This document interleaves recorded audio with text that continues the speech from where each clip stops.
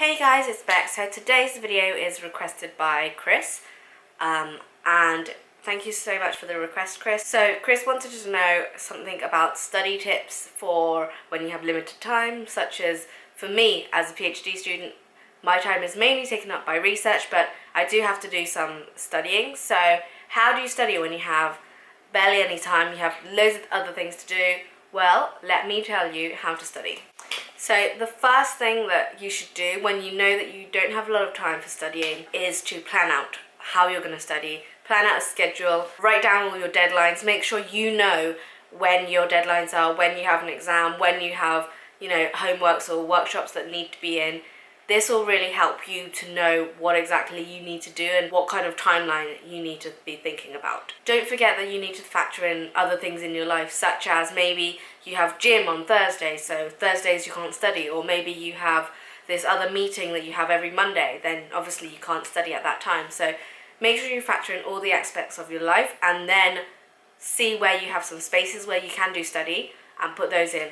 And don't forget that you also need to take regular breaks. Make sure you also know what exactly is your priority. So for me, research is my priority. I probably do research 70% of the time and 30% of the time is spent for studying. For me, I only need to maintain a 2.85 GPA, which I don't think is that high. It's maybe like a B- or something. So I probably wouldn't put in my whole effort to get an A+ or whatever, because I really don't need to. And for a PhD, it's all about my research, not really about my courses.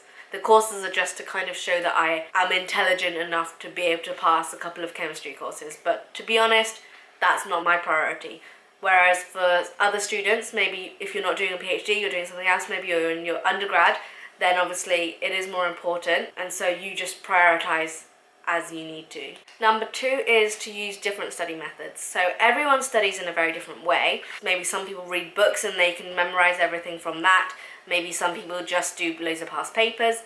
One thing that I really like to do and I feel like really works for me, and I think works for a lot of other students who I have taught in the past, is to use mind maps. And when you use mind maps, I mean full on colour, as little words as possible. But really, when you do a mind map, you kind of have to read all of your notes. You have to go through everything.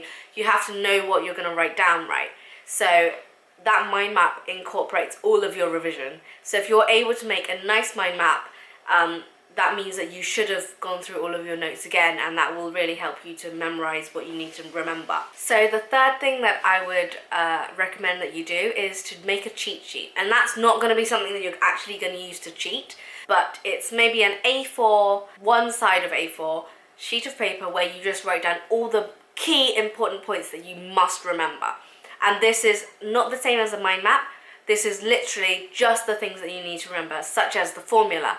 Maybe it's a chemical reaction, a generic chemical reaction that you must remember. Maybe it's the rules for something. Really, really key facts. If it's history, maybe it's a certain date and just a few words of what that date is. Things like that. And it's something that's meant to just trigger your memory, not in the same way that a mind map will, but this is things that if you were allowed to take it into the exam, it would actually help you, and it's something very key to remember. And this really helps, just like the mind map does. It makes sure that you have looked through all of your notes, and it also makes sure that you know yourself what is key to success in the exam. The last thing I would say is practice, practice, practice. So in the last few weeks, maybe even few days, I would just do loads of practice papers. If you don't have practice papers, then do the old workshops, your own homeworks, things like that. Do them over and over again until you can get 100%, or if not 100, if not 100, at least very close to 100% of them right. If you can do that, then that means that you should be really, really good in the exam, or at least be able to answer most of the questions. If they throw you something that you've never seen before, then it's going to be hard for everyone. But if you can answer all the questions in the past papers, if you can answer everything that you've done in the homework, then you should be good to go. So I hope this video is useful, and Chris, I hope this helps you out. And to the rest of you who are watching, please let me know in the comments below what you think, and like, share, subscribe, and I'll see you next time. Bye! I'm just waiting for Arnav to get ready because he takes a really long time to get ready. As you can see, I'm all